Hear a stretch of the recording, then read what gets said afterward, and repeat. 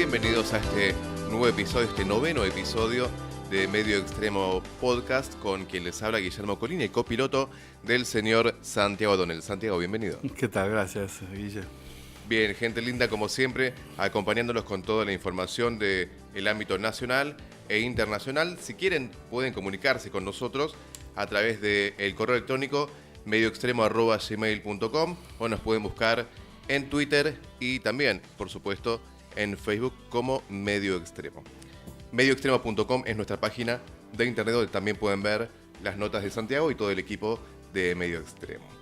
Sin perder demasiado tiempo, Santiago, generó muchísimo revuelo el tema de Argentina y su negativa de ir a jugar a Israel, a Jerusalén más puntualmente. Contanos tu visión de la cuestión.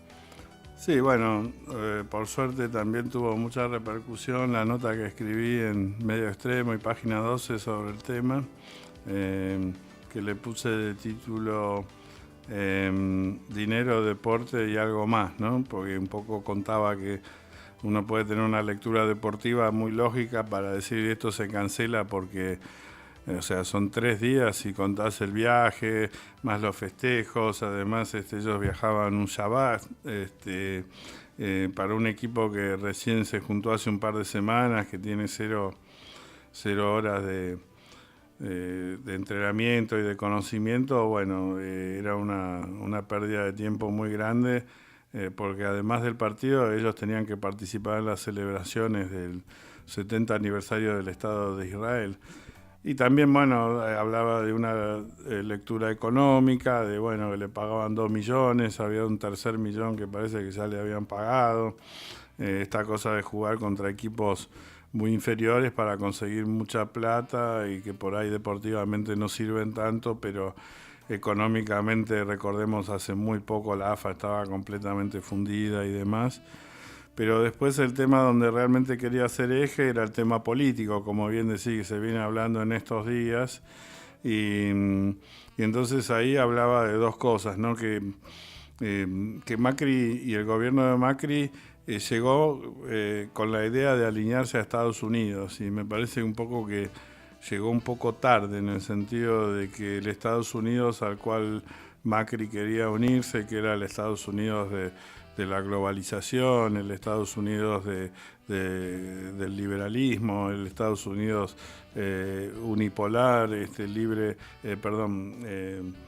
jefe o director o emergente del mundo libre, entre comillas, ¿no? O sea, ese Estados Unidos que Fukuyama había hablado después de la caída del muro, de que el fin de la historia, de la hegemonía neoliberal que vivimos sobre todo en los años 80. Ese Estados Unidos, después de lo que pasó, ya no estaba más, y estaba un tipo que se llamaba Trump, que al revés, hipernacionalista, aislacionista, y que toma a Israel como su gran aliado y se planta contra el resto del mundo en por lo menos 2 temas muy importantes que tienen que ver con Medio Oriente. Uno es la salida del tratado nuclear con Irán, que el tratado de control de armas más importante de las últimas décadas, un país realmente importante como Irán, con un programa nuclear sofisticado, bueno, que accedía a ponerse a disposición de los inspectores de la ONU para mostrar que era un programa pacífico. Y el otro era el traslado, por supuesto, de la capital a Jerusalén, que son 2 temas que tienen mucho en común.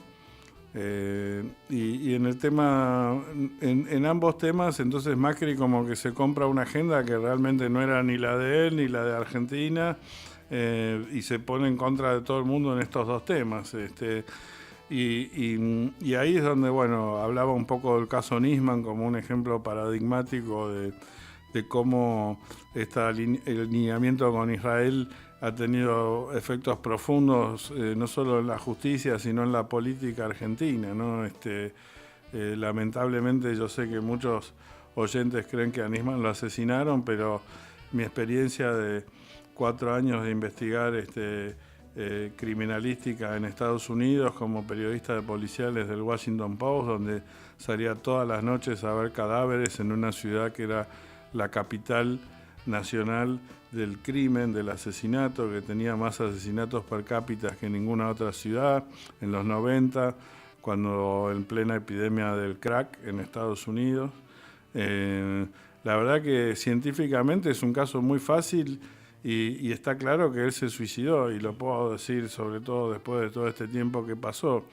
Pero los intereses políticos y sobre todo los intereses geopolíticos de Israel era de que mantener por lo menos la duda o mantener la idea de que Nisman era un gran luchador, que lo habían matado por denunciar a Israel, por denunciar a Irán y por denunciar el encubrimiento o el supuesto encubrimiento de Cristina Kirchner. Se puso más el eje en una novela de espionaje que en buscar lo que en realidad sucedió o investigar de la manera correcta.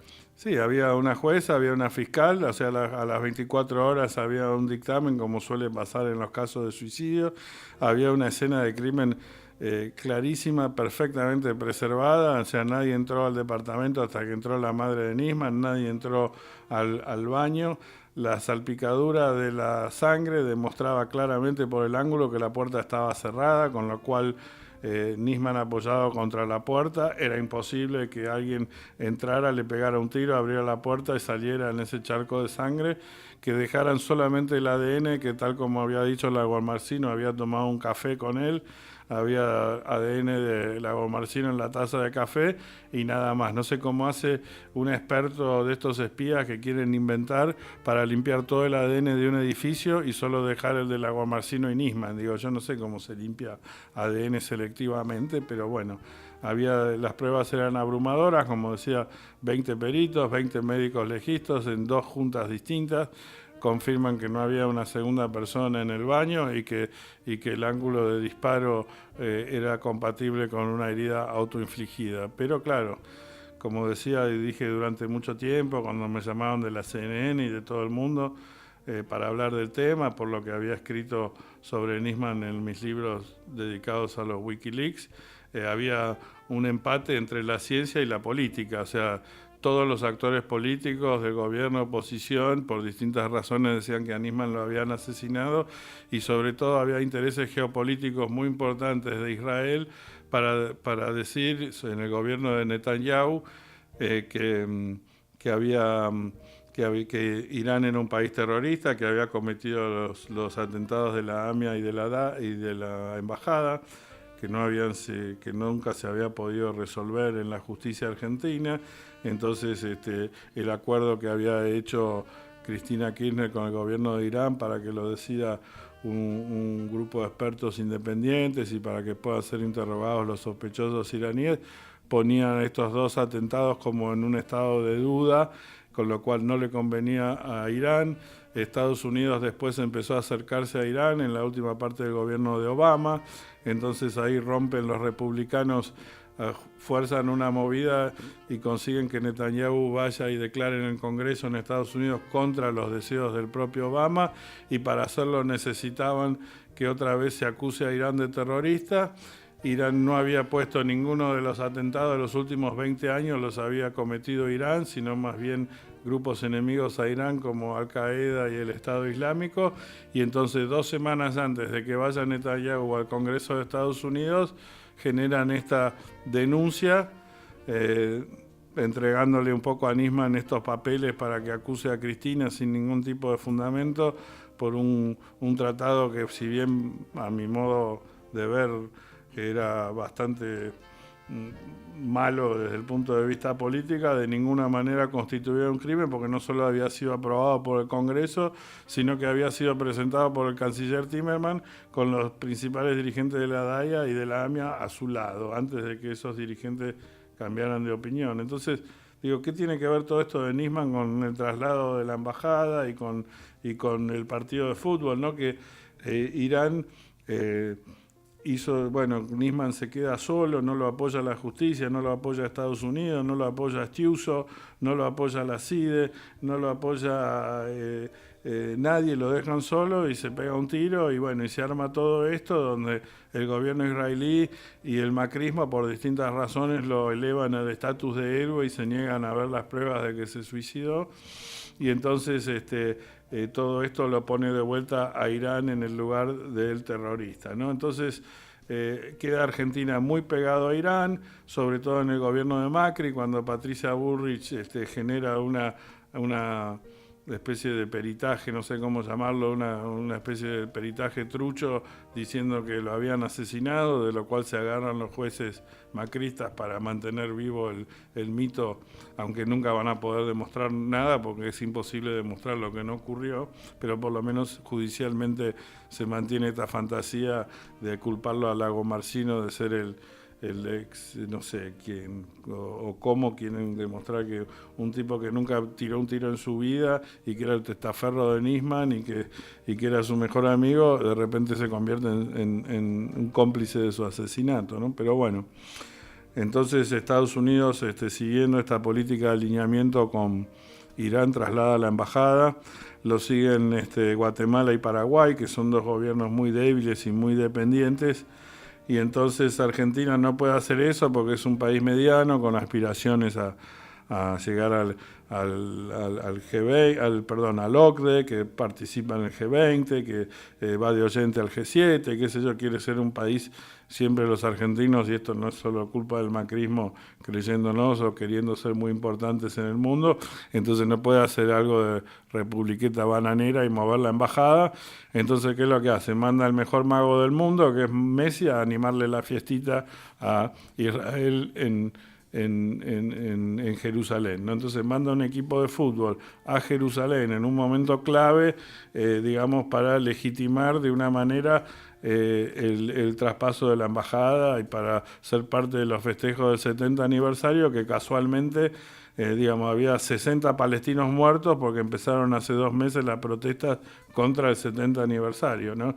Y esta ciudad, Jerusalén, está en disputa entre Palestina e Israel y todo el mundo, salvo Trump, estuvo de acuerdo en que es parte de la resolución del conflicto y que mientras tanto ninguno de los dos países la ocupe como capital propia. Entonces hay una movida política muy importante y que el macrismo quiso disimular como un partido de fútbol, es la cábala, hay que pagar el alojamiento en Barcelona, siempre vamos a Israel, qué sé yo, si decimos que se juega en Jerusalén la gente no se va a dar cuenta, es todo parte de lo mismo, ¿no? Cerrada por lo económico y también por lo político. Entonces, claro, pero era tipo la típica avivada argentina, que se van a dar cuenta que hay algo político, ¿viste? La hacemos nomás, nadie va a saber que es un pedido directo de Trump, ni que Netanyahu llamó para decir que no se que se haga y qué sé yo, que lo ponemos al Chiquitapia a poner la cara como que si fuera algo futbolístico nomás, y realmente termina siendo un gran papelón que ahora lo quieren tapar diciendo que esto es culpa de un par de trasnochados kirchneristas que tiraron un par de gritos en la concentración, ¿no? Como si no fuera un tema clave a nivel y un error geopolítico enorme, que es un poco, bueno, lo que traté de contar en estos días.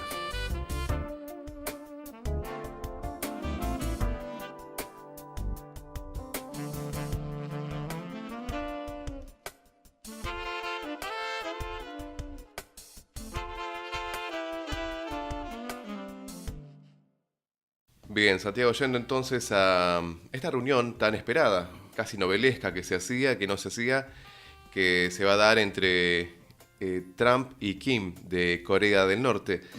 Es una especie de ida y vuelta que, a ver, contanos tú. Todavía no se dio o sea, previo al programa, esto ya va a estar realizada la reunión.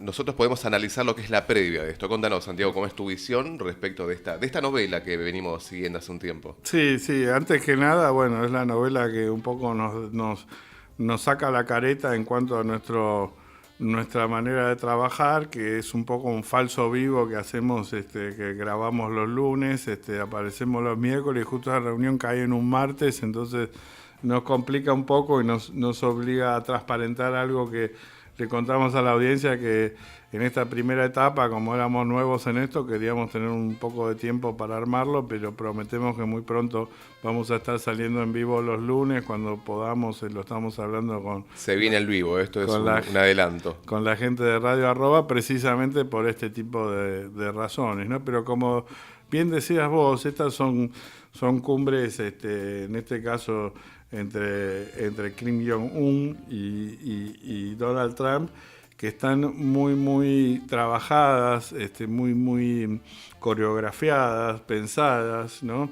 Sobre todo del lado coreano. Te diría que en este caso los yanquis por ahí hasta son más improvisados que los norcoreanos en estos temas, ¿no? Pero acá ha habido muchísimas negociaciones, como decís vos, ha habido viajes, idas y vueltas, cancelaciones, se volvió a hacer. Kim mandó nada menos que al jefe de sus espías, que también se llama Kim, a negociar a Estados Unidos. Pompeo viajó a Singapur, que es donde se va a hacer la cumbre. Pompeo, recordemos, el ex jefe de la CIA que hoy actúa de canciller o secretario de Estado en Estados Unidos.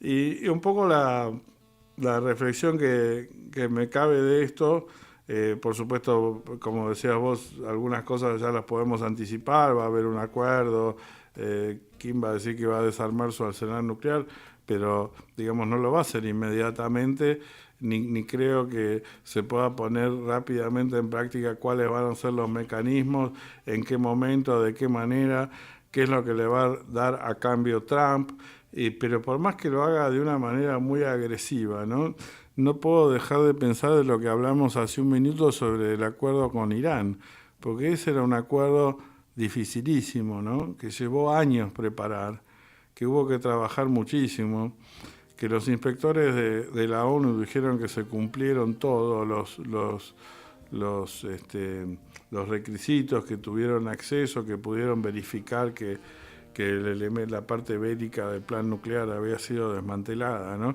Y acá, a cambio de eso, Trump empieza una aventura con Corea del Norte que primero puede llegar a ser la reiteración de una película que ya vimos muchísimas veces, o sea, de un ciclo. Recordemos que antes que Kim Jong-un estuvo Kim Jong-il, su papá, y antes estuvo su abuelo, que también se llamaba Kim. La gran dinastía. Y siempre negociaban con Estados Unidos algún acuerdo nuclear. Estados Unidos levantaba sus sanciones, llegaba un poco de ayuda económica, sobre todo de China. Después esa ayuda nunca alcanzaba, entonces Norcorea retomaba su programa nuclear y entonces volvían las sanciones, volvían las negociaciones y todo empezaba de vuelta. Y mientras tanto, el resultado concreto es que Norcorea ya tiene una cabeza nuclear, ya tiene misiles balísticos con capacidad para llegar inclusive a la costa oeste de Estados Unidos, ni hablar de Japón y Corea del Sur y otros aliados norteamericanos. Y mientras tanto, Irán no tiene todavía la cabeza nuclear, no está cerca de tenerla, y ahora Estados Unidos le libera la oportunidad de avanzar por ese lado, ¿no? Entonces, es como que, ¿qué quiere solucionar Trump en 2 minutos en Corea del Norte a costa o en contraste con desarmar una política de Estado que lleva años, que involucra a las principales potencias del mundo, que tiene un sistema que ya fue acordado, con plazos, con tiempos, con una agencia especializada que ya tiene sus inspectores en el lugar, que realiza inspecciones semanales? O sea, ¿esta cumbre va a lograr siquiera, por ejemplo, que la IAEA pueda entrar a Norcorea? No lo sabemos. Si entra la IAEA a Norcorea, ¿va a tener acceso a todos los sitios nucleares? No lo sabemos. Si tiene acceso a todos los sitios nucleares y se comprueba que Norcorea no está cumpliendo, entonces, ¿qué va a hacer? O sea, es como que retrocedimos 200 casilleros en Irán para empezar por el casillero 1 en Norcorea, y realmente me parece que a nivel de política de no proliferación nuclear, es completamente ilógico y hasta esquizofrénico. Entonces, ¿qué mensaje le da esto a los demás países? Por supuesto, el tratado con Rusia, casualmente, el último SALT lo logró con Obama. También había un programa de desnuclearización con Rusia que quedó interrumpido por todo el Russia Gate y demás. Entonces, me parece que en este tipo de temas, ¿no?, hay que tener consistencia, hay que tener sobre todo coherencia. Y lo que vemos acá es el Donald Trump de los programas de televisión y los realities, con el Kim, amigo de Dennis Rodman y fanático de la NBA, que se insultan un día, al otro día son íntimos amigos, al otro día hacen una cumbre, al otro día...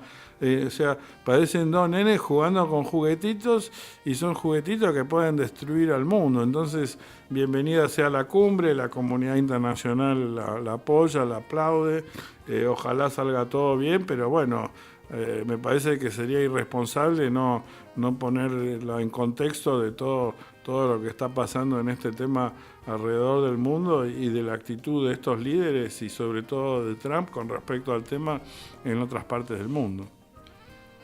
Bien, Santiago, sin movernos del ámbito de Estados Unidos, bueno, tenemos una directora de la CIAN, la primera directora en 70 años en la historia de esta institución, que dirige y tiene un pasado bastante oscuro relacionado a las torturas también, según lo que mencionan. Y a ver, contame cuál es tu... Hablamos de la señora o señorita Gina Haspel.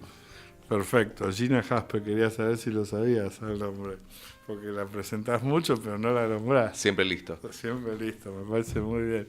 Sí, lo que quería nombrar eran dos cosas. Hubo una frase tremenda de Trump cuando le preguntaron sobre el regreso del submarino a propósito en el contexto de las audiencias de confirmación de esta señora en el Senado, que por cierto sufrió algunas oposiciones, no solo del partido de oposición demócrata, sino también dentro de las propias filas del Partido Republicano, en especial del senador John McCain, que un héroe de guerra estadounidense que fue prisionero y torturado en Vietnam y que es uno de los principales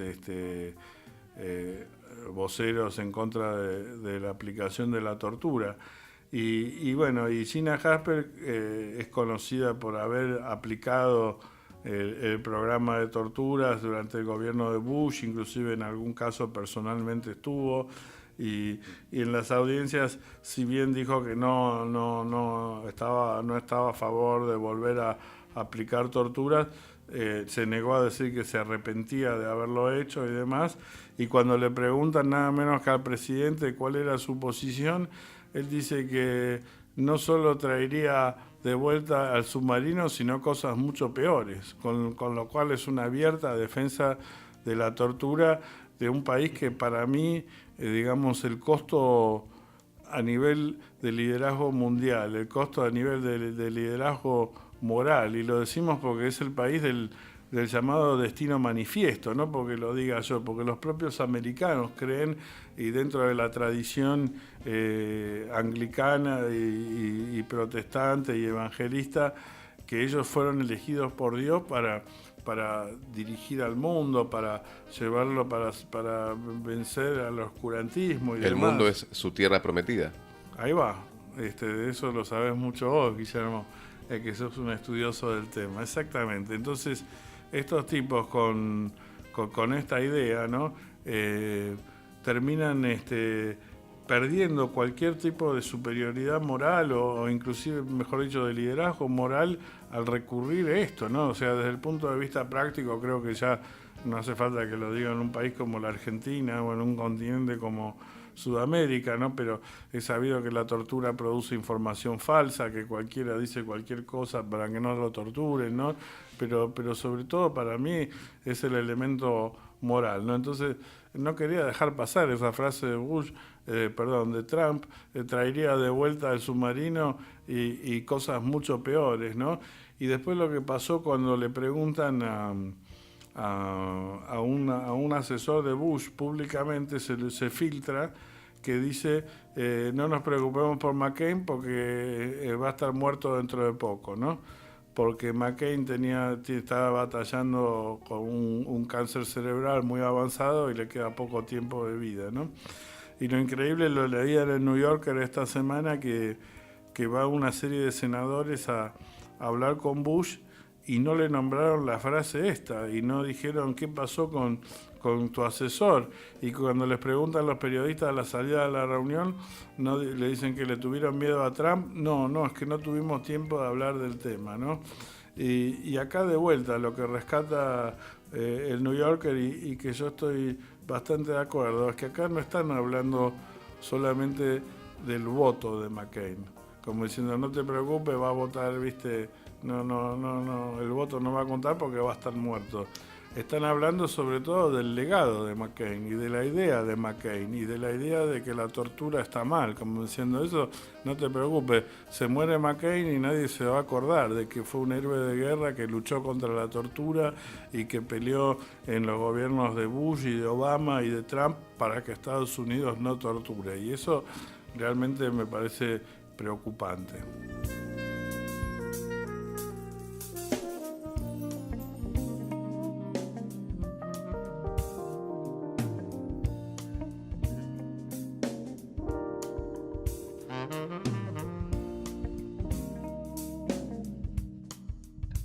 Yéndonos ahora al ámbito de Latinoamérica, puntualmente hablando de Colombia, estas elecciones que se acercan el día 17 de junio.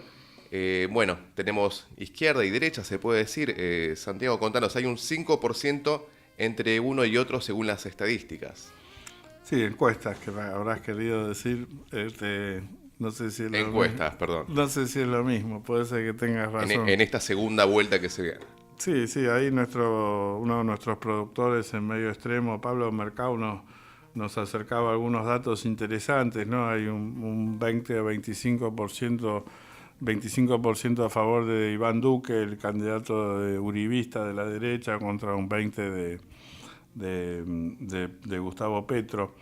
Yo personalmente, si bien parece una diferencia importante y nadie se atreve a decir, porque eso 40-45 te deja un 15% de indecisos, yo tiendo a pensar, si uno ve los resultados de la primera vuelta, que hay muchos más votos, digamos, por izquierda para ganar que por derecha. Yo me sorprendería si esos indecisos van 50 y 50 y le tengo más fe, digamos, a Petro. Yo creo que si sumamos los votos de Petro con los de Fajardo, que también es considerado más también de centro izquierda, sumaba algo así como 56-58% en primera vuelta, si bien Fajardo no se negó a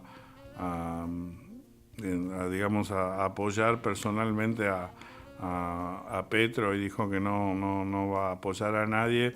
Yo creo que la gran mayoría de sus votos, así como el 2% de Humberto de la Calle, que fue el negociador de Santos con la FARC en el Tratado de Paz, todos esos votos yo me imagino que van a ir para el lado de Petro, con lo cual una cosa totalmente inaudita, porque recordemos que Colombia se ha convertido en el primer aliado extra-OTAN desde Argentina en la época de Menem, que tiene un país latinoamericano. Es un país que a nivel económico tiene el famoso investment grade que tanto quisieron lograr el gobierno de Macri como el gobierno de Menem.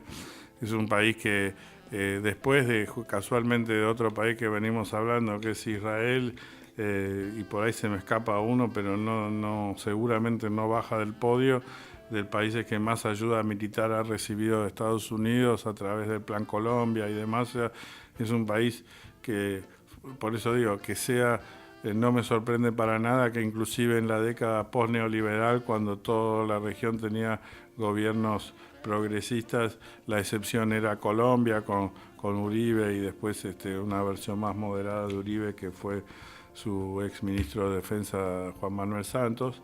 O sea, que ese país se convierta, digamos, en un país de izquierda, como también puede pasar, y con más chance aún el mes que viene, México con López Obrador en y de vuelta un país como México, que alguna vez algún presidente mexicano o no me acuerdo si fue mexicano o canadiense, pero le preguntaron qué se siente ser vecino de Estados Unidos, y es como dormir con un elefante que se da vuelta y te aplasta, ¿no? Y que un país vecino a Estados Unidos tenga un gobierno también de izquierda o progresista es llamativo, y del mismo modo, digamos, que pueda pasar en Colombia. Ahora también una reflexión, digamos, hemos hablado de estas elecciones en otros podcasts, pero algo que me parecía interesante comentar era justamente el origen guerrillero de Petro, ¿no? Pensando un poco en nuestro país, ¿no? O sea, es un ex miembro del M-19 que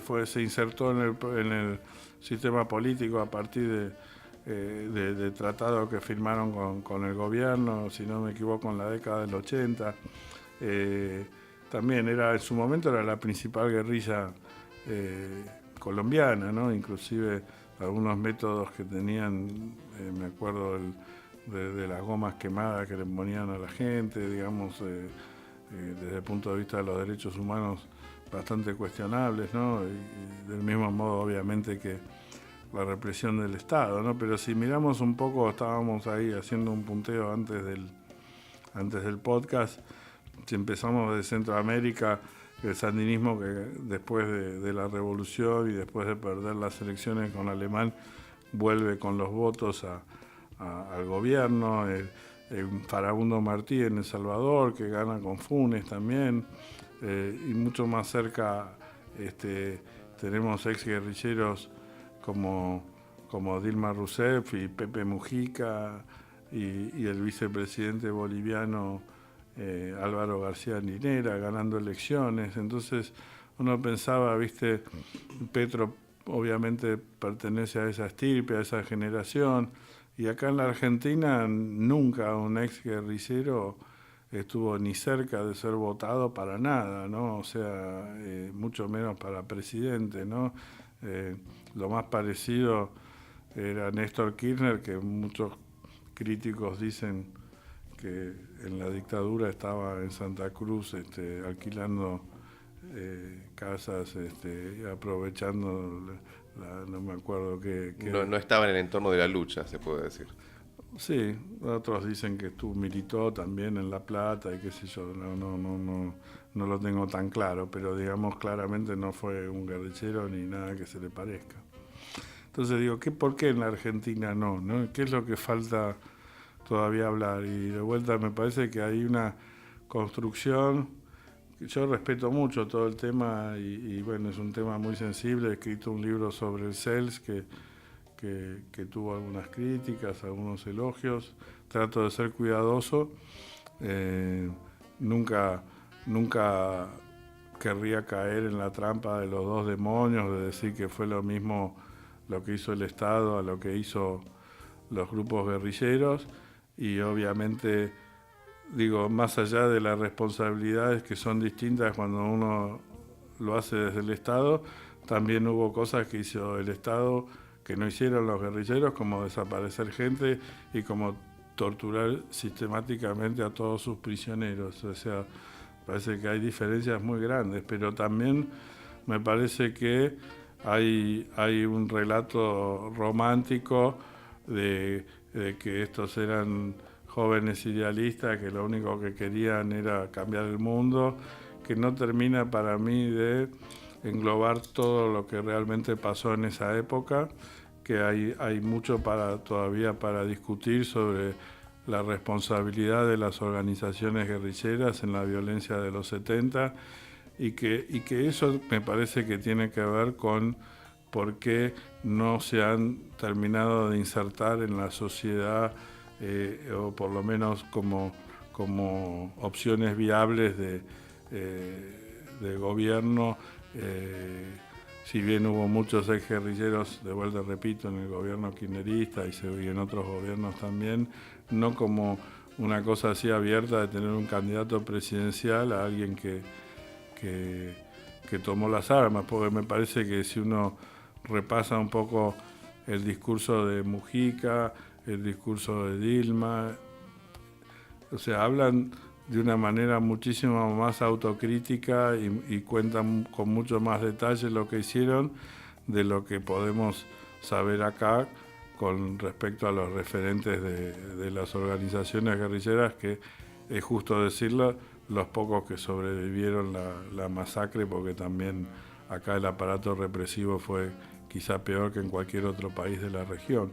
Pero me parece que todavía hay palabras, por ejemplo, que como reconciliación, que aparentemente solamente han sido tomadas como una mala palabra, que se puede hablar de reconciliación en Sudáfrica, pero acá no, porque pareciera que quiere decir perdonar a los represores, cuando también se puede hablar de reconciliación entre las víctimas del terrorismo y las víctimas del terrorismo de Estado, se puede hablar de poder ver qué nos pasó, qué sé yo, o sea, son temas muy delicados, pero lo único que quiero decir es que si uno mira toda la región y mira cómo se han insertado las exformaciones guerrilleras en la política en distintos países, por lo menos te da la impresión de que acá en la Argentina no se logró de esa manera, y quizás, y a mí me da la impresión de que falta todavía, digamos, bueno, sobre todo ayornar un poco la discusión. Creo que hubo distintas etapas, ¿no? Cuando, si recordamos, en la época del alfonsinismo, prácticamente lo único que se podía decir, y todos los desaparecidos eran o las turistas suecas, o las catequistas que iban a la villa, o las monjas. Eran personas totalmente como inocentes que caían en un fuego cruzado y eran los únicos, o los chicos del boleto escolar, ¿no? Los chicos de La Plata, sí. De La Plata, que eran guerrilleros, que tenían armas, que tenían embutes, pero todo eso no aparecía, por supuesto, en la narrativa.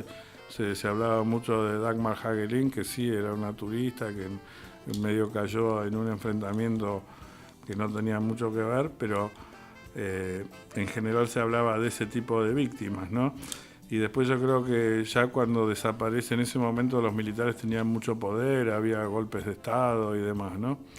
Después, me parece que después llega otra década, pierde el poder en la época del menemismo, si bien logran las leyes de impunidad y demás, pierde mucho poder los militares y aparece otra narrativa de la misma Eve de Bonafini, que antes hablaba de víctimas, pasa a hablar de eso, de muchachos idealistas que dieron su vida por la patria, y entonces pasan a ser héroes y gente muy idealista, y se confunde un poco que luchaban por la democracia, cuando en realidad muchos actos guerrilleros ocurrieron durante la democracia, y la idea de Montoneros era justamente acelerar el golpe y que vengan los militares. Entonces, dejando de lado la idea de crimen.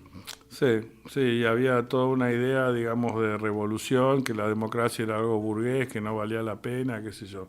Pero bueno, entonces ese relato de jóvenes idealistas, pues yo creo que hoy en día hay gente como, bueno, el finado ex guerrillero Héctor Ley, que escribió un libro muy importante, El poeta del barco, y personas familiares de víctimas como Graciela Fernández Mejide, especialmente Norma Morandini, ¿no? Que están buscando por lo menos tratar de reconciliar la historia con este pasado tan doloroso, y poder hablarlo de una manera por ahí menos como que no sea tanto una novela, sino que tenga en cuenta que hubo víctimas también que por ahí no fueron tan tenidas en cuenta como otras. De vuelta, es un tema difícil, y que solamente me llama a la reflexión el hecho de que Gustavo Petro, al igual que Mujica, que Dilma, hayan podido ocupar lugares que en la Argentina todavía los representantes más importantes de la exguerrilla están en otros lugares muy distintos. Bien, queridísimos oyentes, con este último tema nos vamos despidiendo de este 9º episodio de Medio Extremo Podcast. Recuerden que pueden leer todas las notas de Santiago y el equipo en medioextremo.com. Santiago, despedite de tu público que te quiere y te apoya. Bueno, no sé si tanto, pero empezamos en la Argentina y esta vez pudimos dar la vuelta y terminar en Argentina, lo cual me pone muy contento. Muy bien, queridos oyentes, próximamente, como les anunciábamos, se va a venir el programa en vivo para que puedan disfrutarlo cada lunes, sí, a la misma hora que los miércoles a las 18, ¿sí? Ojalá, esperemos un poco, todavía no no nos anticipemos. Pronto, ya lo veremos. No podemos dejar, por supuesto, de agradecer a nuestros productores, Julián Doyle y Gonzalo Criado, a la magia del otro lado de la pecera, de Diego Garnica, y a nuestro querido acompañante acá en silencio, el señor Pablo Mercado. Ese mismo. Gente linda, muchísimas gracias por estar aquí, nos escuchamos y nos vemos la próxima.